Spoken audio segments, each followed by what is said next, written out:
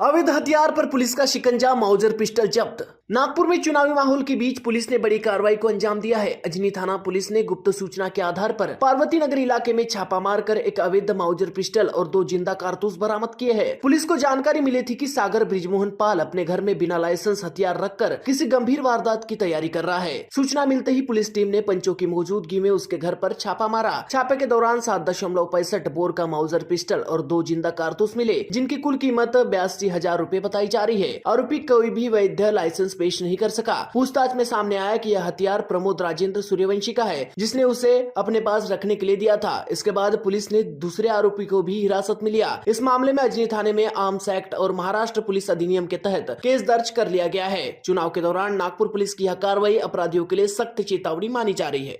नागपूर शहर हद्दीत महानगरपालिका निवडणुकीच्या अनुषंगाने सर्व परिसरात मनपा निवडणूक असल्यामुळे आचारसंहिता मॉडेल कोड ऑफ कंडक्ट लागलेला आहे।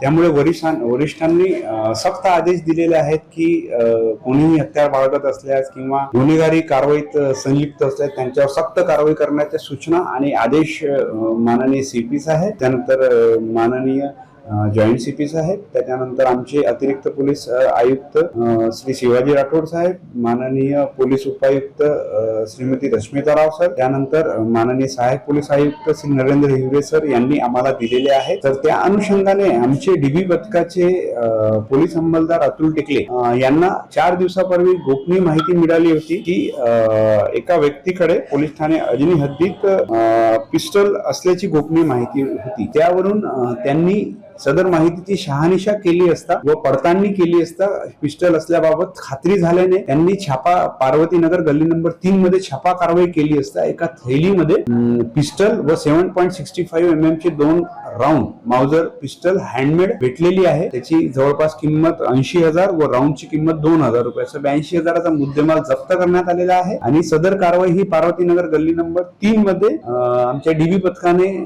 केलेली आहे। तर त्या अनुषंगाने शासनाचं धोरण आहे एक गोळी एक जीव। तर या 2 गोळ्या ताब्यात घेतल्यामुळे आम्हाला भविष्यात होणारी दुर्घटना किंवा भविष्यात होणारा क्राईम हे वाचविता आला आहे। आणि सदर कारवाईमध्ये आम्ही हे वेपन कुठून आलेले आहे याचा मागोवा घेऊन इतर आरोपींना सुद्धा अटक करणार आहोत। तर सदर कारवाईमध्ये पोलीस उपनिरीक्षक सिद्धांत मस्के, पोलीस हवालदार मनोज नेवारे, पोलीस हवालदार प्रकाश गाडेकर, पोलीस अंमलदार राहुल शिंदे, अतुल टिकले, त्यानंतर अविनाश चंगोले, त्यानंतर विपिन पिल्लेवान, पोलीस अंमलदार मपोशी रुखसार आणि हिमांशु आणि अभिषेक, माननीय पोलीस उपायुक्त कार्यालयाचे हिमांशु आणि अभिषेक यांनी वेळोवेळी तांत्रिक तपासात मदत केलेली आहे आणि सदर कारवाई यशस्वीरित्या पूर्ण केलेली आहे। पोलीस ठाणे अजनी येथे अपक्रमांक 9/26 कलम 325 भारतीय हत्यार कायदा व महाराष्ट्र पोलीस कायदा कलम 135 अन्वये गुन्हा नोंद करण्यात। तर पार्वती नगर गल्ली नंबर 3 मध्ये सागर ब्रिजमोहन पाल याच्या घरी सदरचं पिस्टल जप्त करण्यात आलेलं आहे आणि त्याचप्रमाणे त्याने माहिती दिल्यावरून त्याने सदरचे वेपन प्रमोद राजेंद्र सूर्यवंशी हा राहणार Dattadham Nagar plot number 3 police ठाणे हुडकेश्वर हद्दीत, मानेवाडा पोलीस ठाणे हुडकेश्वर हद्दीत राहणार आहे, त्याला सुद्धा अटक करण्यात आलेली आहे। आणि दोन्ही आरोपींना आज आम्ही पीसीआर करिता माननीय न्यायालयासमक्ष हजर करणार। लेटेस्ट अपडेट्स के लिए राष्ट्रवाद न्यूज को फॉलो कीजिए।